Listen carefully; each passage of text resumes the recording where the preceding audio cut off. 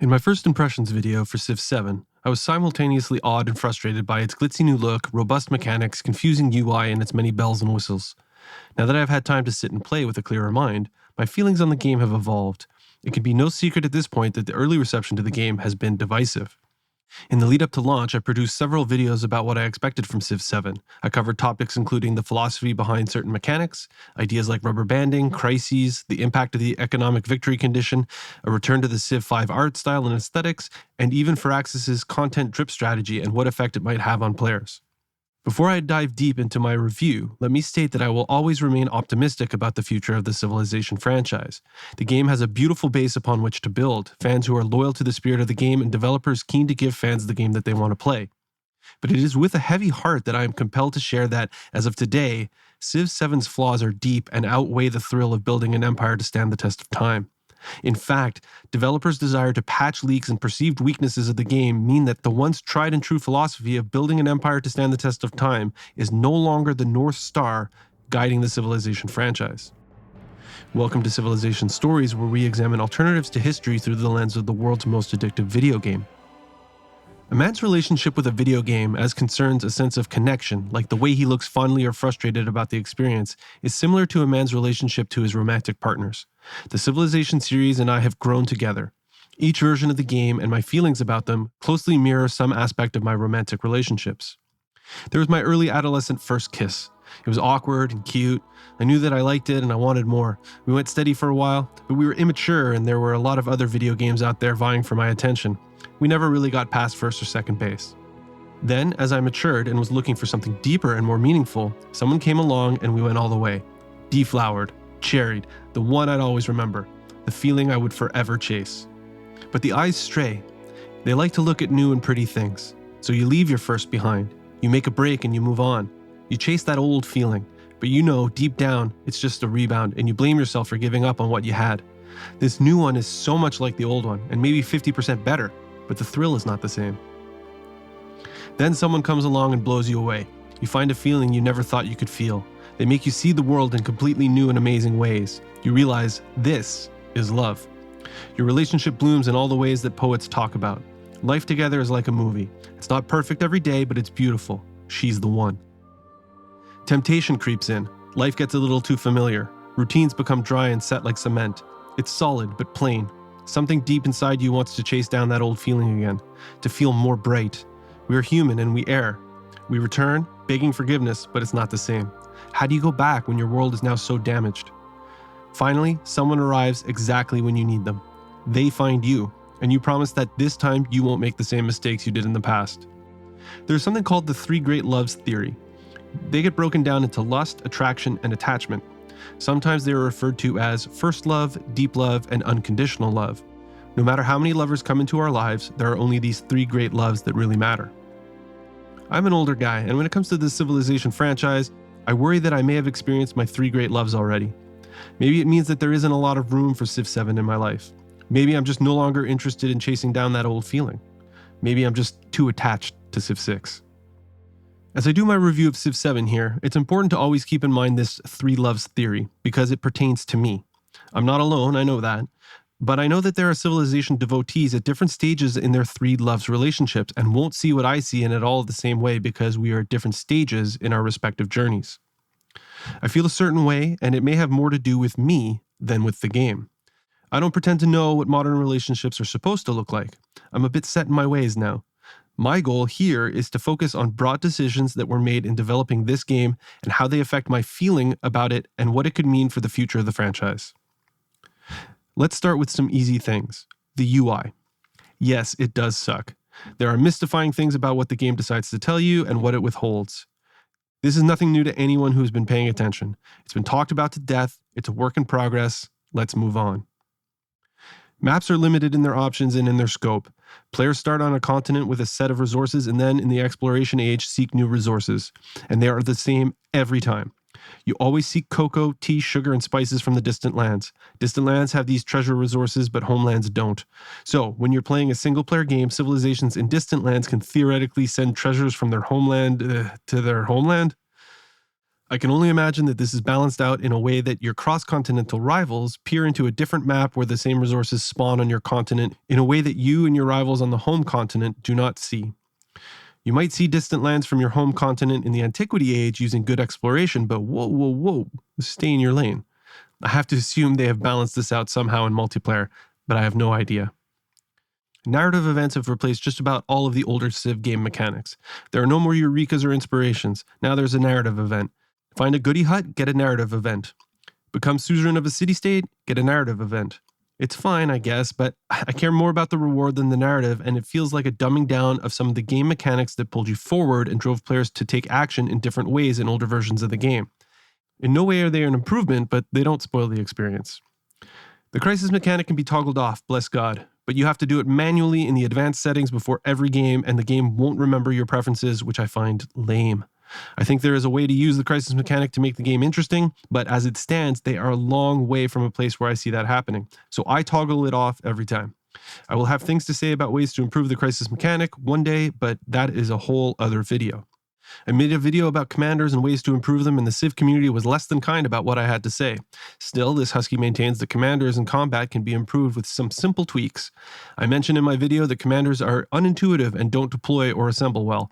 Hate me if you want, but they end up being just another unit in most of my games. If they weren't there at all, I could still probably find a way to win. Overall, though, combat is fine and fun, and the AI is, as ever, perhaps now more than ever, inept. Towns and cities work well enough, and there's a good workflow when it comes to managing production queues so that your empire is producing what it should while growing and staying happy and all of that stuff. Half the time, it almost feels like I'm on autopilot. The game doesn't punish you for making mistakes during growth events, and there's no hard and fast rule of when to upgrade a town to a city. Perhaps the game is amazingly intuitive, but the same goes for deciding between urban and rural districts and what to place in each. It doesn't take long to get the hang of building quarters and using specialists in urban districts to increase empire-wide yields. When you get the hang of it, using towns and cities along with specialists is one of the best features of the new game. And honestly, I don't miss builders in the context of using them to improve cities. Managing resources is fine. Mines, pastures, and plantations acquired during growth events do the heavy lifting, and your only job is to repair these improvements when storms and volcanic eruptions disrupt them. Honestly, the weather events in this game feel obnoxious compared to Civ VI, where your builder micromanagement game needed to be on point to keep the city machines humming. Now, when things get damaged, assuming I even notice, I go into my city build queue, click over the purchase tab, and pay the 12 or so gold for my endless reserves of cash to pay to have plots repaired. When I'm done, I usually think, was that even really necessary? As the game progresses and factories come online, setting up your resource network is a bit wonky and weird. There's room for a lot of improvement, but still, at its core, it comes from a good place. Diplomacy in the influence currency felt like an improvement over diplomatic favor at first, but it quickly faded in its importance. If a rival brings something to the table, I generally choose the option that allows me to save influence so I can use it to become suzerain of an independent power. Their suzerain bonus is a bit of a one-off, but always worth it. Using influence, or not using it, to piss off or appease your rivals is pretty simple, and nothing holds you back from doing what you want, and consequences to one's actions seem insignificant. I have been the victim of 1,000 acts of espionage and never mounted a response, since whatever the AI has done to disrupt things bounces off me as though they're attacking me with a few grains of rice. I've discovered that building the Gate of All Nations wonder, a wonder that adds war support to all of your wars, will help you bully anyone you feel like pushing around without worry. In earlier Civ games, I barely had the stones to play on the highest difficulty. In Civ VI, sometimes I'd get disheartened by the mountain to climb if I was next to an aggressive neighbor, and I'd often just restart. In Civ VII, Hakuna Matata, my friends. The game being split into ages is, like towns, cities, and specialists, another area where developers got things very right. Although the transition between ages is not at all smooth, the pacing of the earlier parts of the game is very satisfying, and your struggles during Antiquity feel meaningful and not rushed, while never having to deal with a runaway AI. What's interesting is, by turns, it feels very close to previous games, even if by time it stands apart in how those turns get parceled out. For example, I made a chart here outlining how many turns and how much time it took to play the eras of a recent game on Civ VI and placed it against my most recent game of Civ VII. There's a nice spread between the amount of turns a game lasts and how long I am spending playing the game. For extra context, these games were played on standard speed with the Scotland game on a huge map with maximum number of AI opponents. Great people have vanished, which is sad. The game says it has great people, but since their alleged great people cannot be claimed by everyone and are instead specific to a civilization, they are really just a unique civilian unit. I tested out conquistadors while playing a game as Spain and the Alim while playing as the Abbasids. The bonuses that these units provide are fine and they make for a unique way to play the game, but calling them great is a stretch. The game has also become frustratingly esoteric. Its once beautiful connections to real history through city names and environmental features have been cajoled into smug, more historically accurate versions of themselves. Athens was Athens for 30 years in the Civilization games, but now it's Athenae with a very important accent over the E. Even if you're playing with the game language set to English, Mexico City is Ciudad de Mexico. Ollantaytambo, the Incan village that is the gateway to Machu Picchu, is Ollantaytampu, because I guess if you were Incan, that's how you would have said it. Oh yeah, and Machu Picchu isn't Machu Picchu anymore, it's Machu Picchu. Similarly, Cusco isn't Cusco, it's now Cuscu. Incans didn't even have a proper alphabet, so the value of transforming those letter C's to Q's, I mean, fine, but it just seems so stupid to me. Anyway, all of these aspects of the game are either fine the way they are or easily modifiable as kinks to the game get ironed out by developers over time. There are other points to the game that I want to discuss, but which all relate to the fundamental flaw in the game's philosophy and the way that Civ VII signals its most grievous departure from what has made the series so great for so long. It's equally as difficult to articulate as it is to really wrap your head around, and there will surely be detractors to what I'm about to call out. If you've made up your mind about Civ VII, that is totally fine. I allow for it to be your first, deep, or unconditional. All I ask is a patient, open mind to allow for one disappointed Civilization devotee to, as meticulously as possible, explain where the game falls short and why the outlook for it ever recovering is demoralizing. After sharing my first impressions video, someone left a comment that contained a word that has echoed in my head ever since. They described old Civ games as a sandbox, a safe, self-contained little world that existed just for my childhood amusement. It had a set of toys inside it, and you were allowed to just play. Once upon a time, there were only two ways to win Civ. You could smash all your enemies or be the first to reach Alpha Centauri. The playing field was level for everyone. The only differences between you and someone else were your name and your colors. What led to victory or defeat was how you played the game. As the game evolved, civilizations became unique and new ways to win the game were introduced. The playing field was no longer level. With the addition of multiplayer, it became important for developers to focus on balancing the unique aspects of each civilization. With the many paths to victory and the widening divide between civilizations, devotees of the multiplayer system, in the spirit of fairness, demanded that unique civilization and leader abilities be softened, nerfed as the kids like to say, to once again level the playing field in that arena. Since Steam and Civ V, the online multiplayer experience has grown more robust and there has existed a push-pull relationship between the two ways to play the game ever since. There are those that want to pit their method of playing Civilization against their friends and other human players. Then there are those who treat Civilization a little more like the daily crossword or Sudoku. I'm in the latter camp. What has happened in the evolution of Civilization is that concept of fairness has been clawed at by developers like Play-Doh. The result is the big moments in the game, like building a wonder, don't have the emotional impact like they used to. It's as if the pursuit of something that can tip the balance of a game heavily into one player's favor is now seen as unfair. Unique units are now available in every age and it dulls their overall impact. The sandbox is filled now with too many toys and developers have eliminated ways for players to hoard the body armor. There's a balance to be struck between a player's quest to build a great empire against arriving at the end and emerging victorious. There's a reason that the just one more turn option has become so loved. It's because some players prefer to just play over concerning themselves with victory. This is the sandbox in its purest form. For more than 30 years, the sandbox and the idea of building an empire was at the very heart of the Civilization franchise. According to developers, the perceived weaknesses that they hope to address in Civ VII were players not finishing games and the grind of the end game as players furiously clicked away trying to get over the proverbial hump to achieve victory.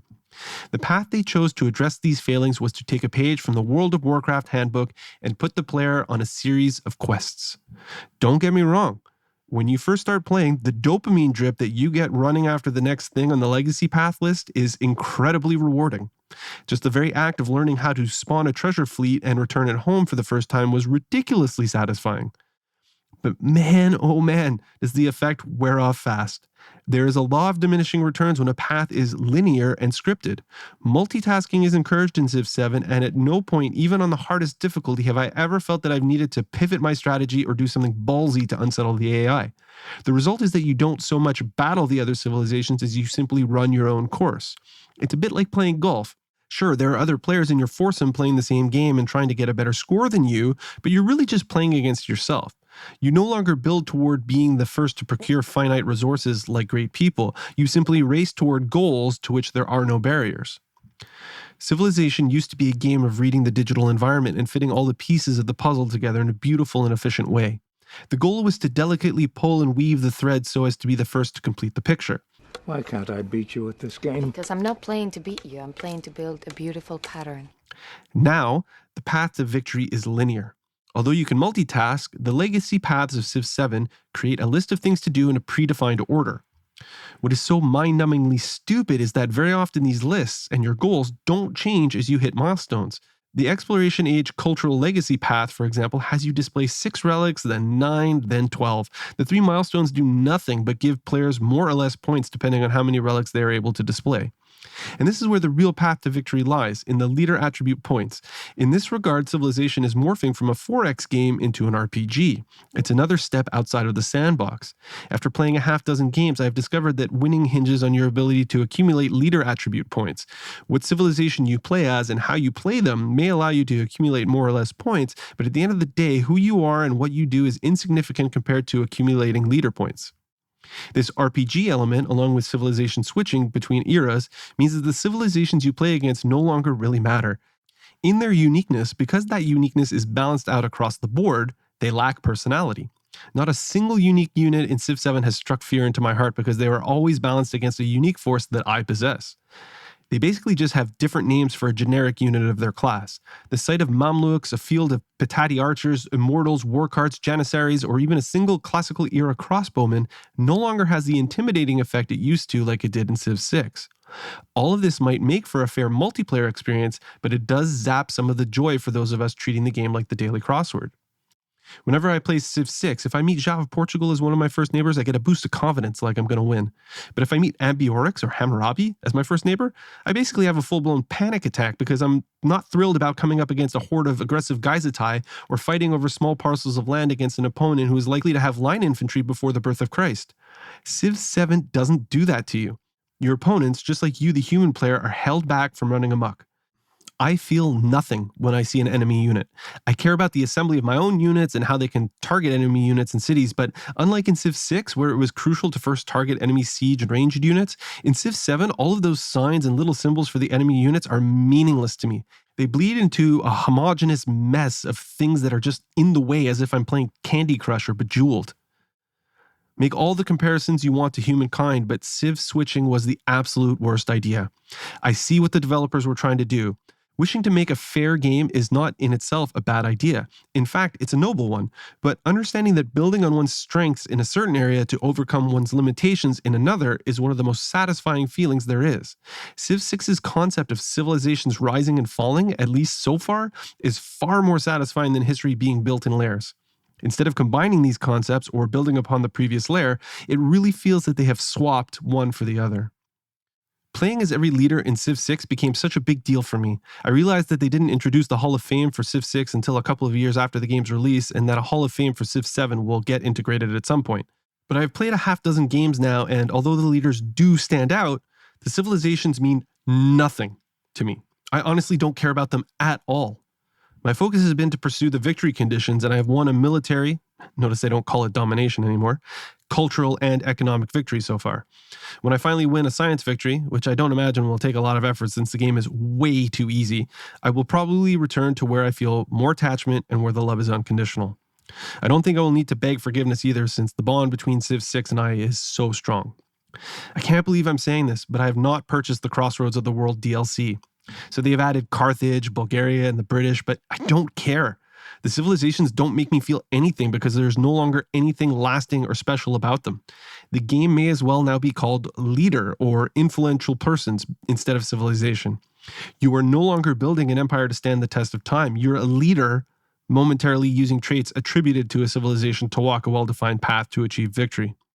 This idea of being a civilization always at the height of its power has removed any sense of suffering through the lows from the game. Now there's only highs. Sounds great, right?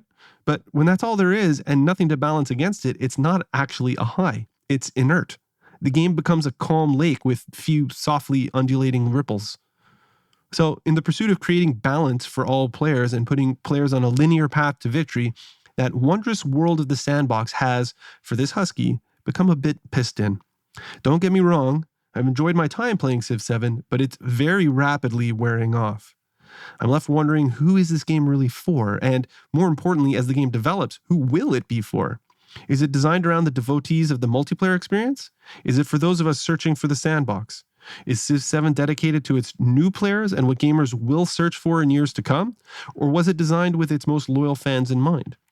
I can't help but compare Civ VII to the Rise of Skywalker, where an online uproar against The Last Jedi led to a studio saying to itself, let's be everything for everybody, and ended up standing for nothing. The result is a mess. Sometimes, by responding to every comment or complaint and trying to give everybody what they want, you just piss off somebody who doesn't want what someone else wants. And the result is you end up pissing off everybody. Better to lean into a few core concepts and nurture them in spite of resistance.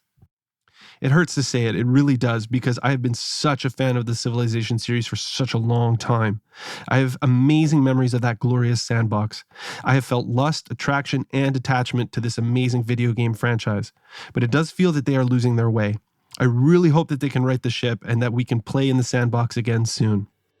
Don't like or comment on this video. I'm feeling emotional and don't think I would be able to handle the abuse.